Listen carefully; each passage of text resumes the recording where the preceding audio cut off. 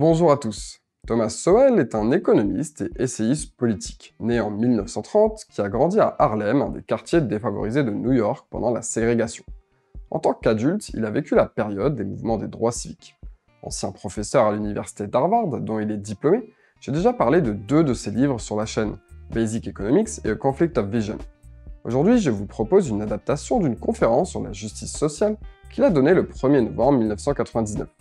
Dans cette conférence, Sowell parle en fait de son livre The Quest for Cosmic Justice, ou La quête pour la justice cosmique en français.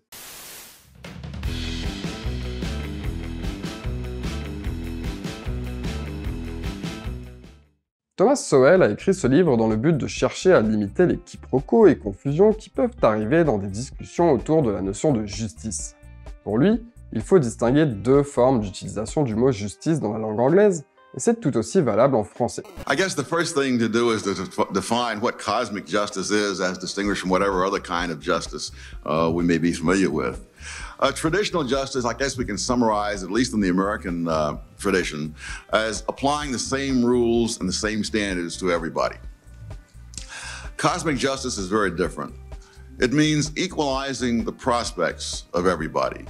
Les deux formes de justice ne sont pas seulement différentes, elles sont incompatibles. Aux échecs, quand les règles sont les mêmes pour les deux joueurs, un débutant perdra toujours contre un joueur expérimenté.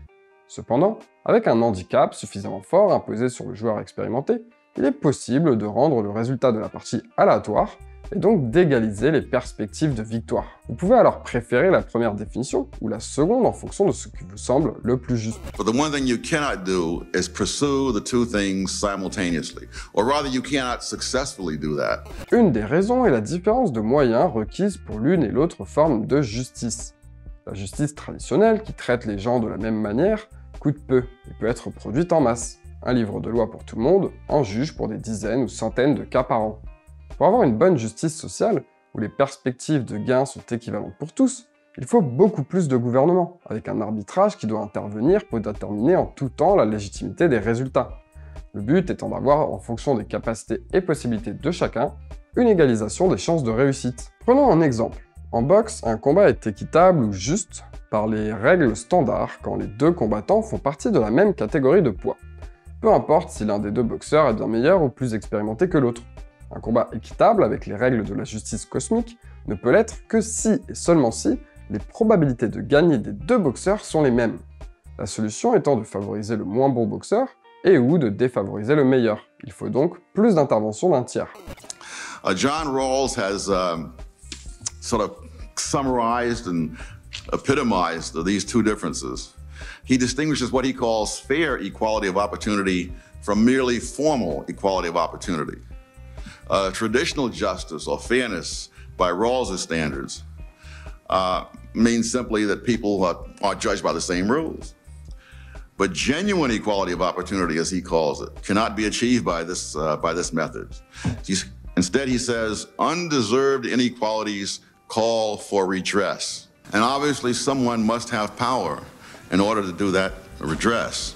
Thomas Sowell pense que ceux qui veulent l'équité, ceux qui parlent de la véritable égalité des chances, ou encore ceux qui défendent la justice sociale, sont beaucoup trop modestes, car ils souhaitent corriger non seulement les inégalités sociales, mais aussi les imperfections de la nature qui nous rendent différents les uns des autres. C'est la correction de toutes les inégalités imméritées existantes entre les individus dont parle Rawls. Elles ne sont pas toutes d'origine sociale, et peuvent être génétiques, géographiques ou encore culturelles. D'une certaine façon, c'est la correction du cosmos. C'est pour ça que Sowell parle de justice cosmique. Et il n'est pas fan, surtout parce qu'elle ne donne pas de meilleurs résultats que la justice traditionnelle.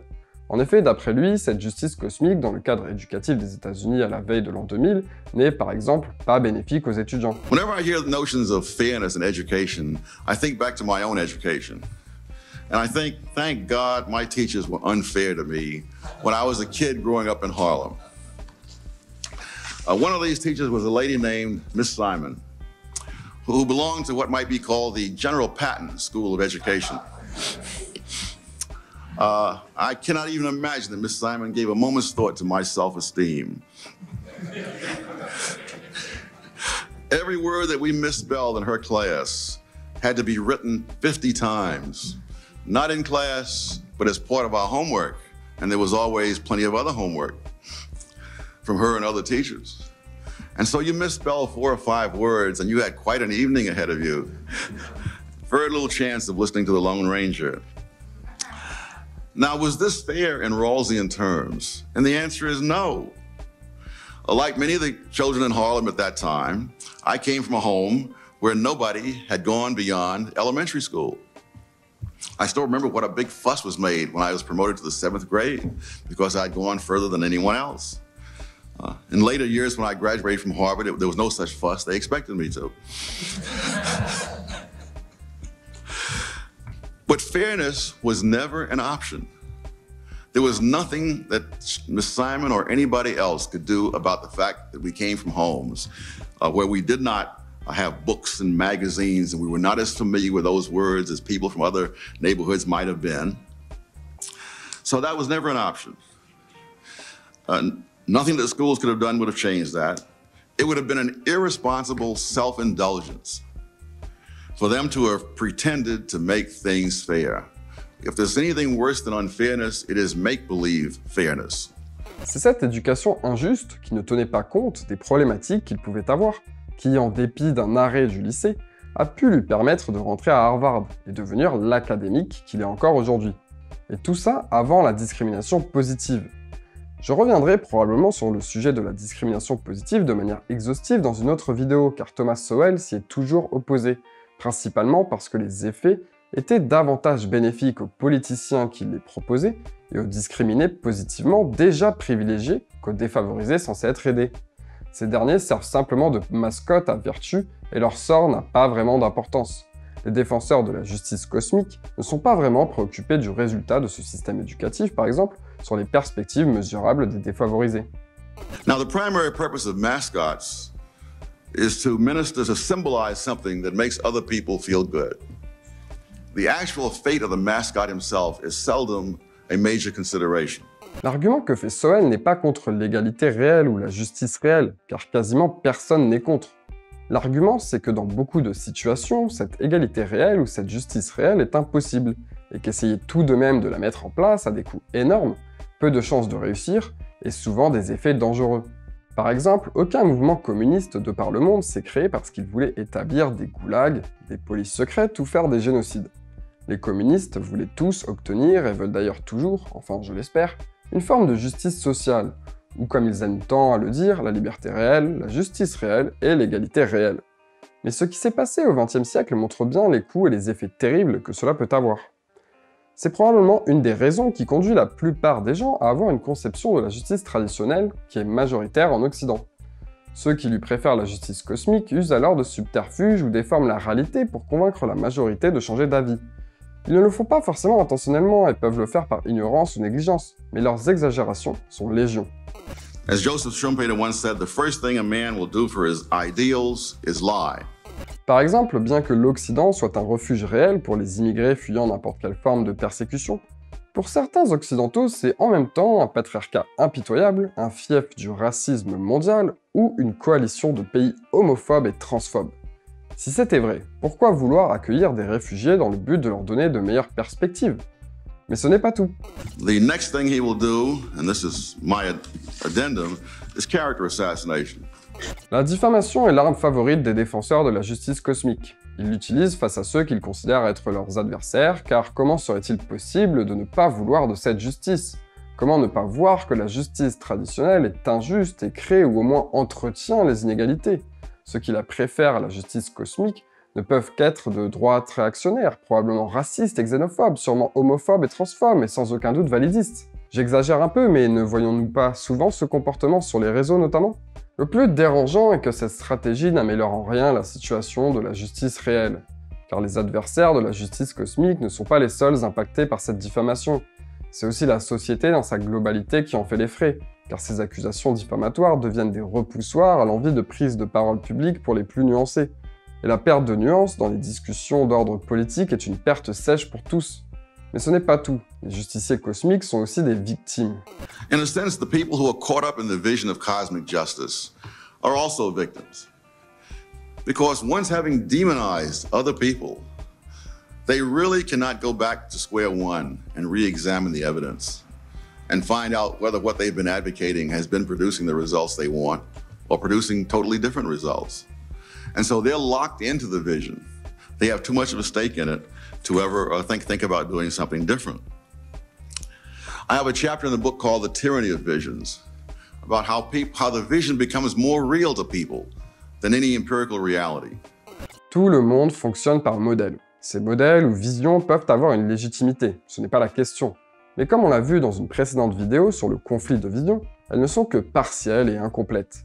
C'est pour ça que les plus nuancés modifient leur vision à la suite de nouvelles informations. Par exemple, dès que l'on parle des inégalités, on parle régulièrement de la différence entre les 10 ou 20% des foyers les plus pauvres avec les 1, 10 ou 20% des plus riches.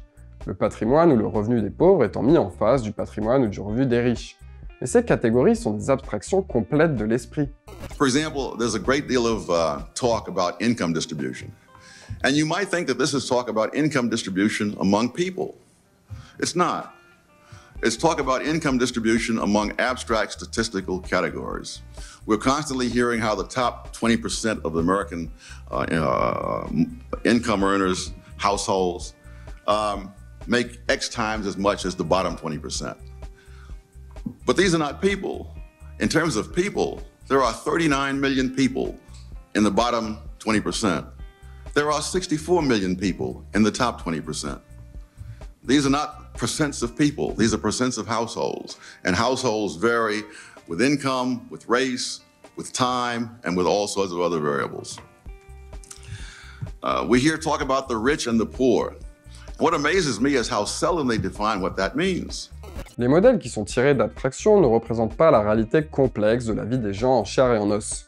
Et ce genre d'abstraction a tendance à créer plus de confusion qu'à en éclaircir. Par exemple, John Rawls, le célèbre défenseur de la justice sociale, préconise ce qu'il appelle le principe de différence. Ce principe insiste sur la nécessité de faire des lois seulement si elles bénéficient aux plus pauvres.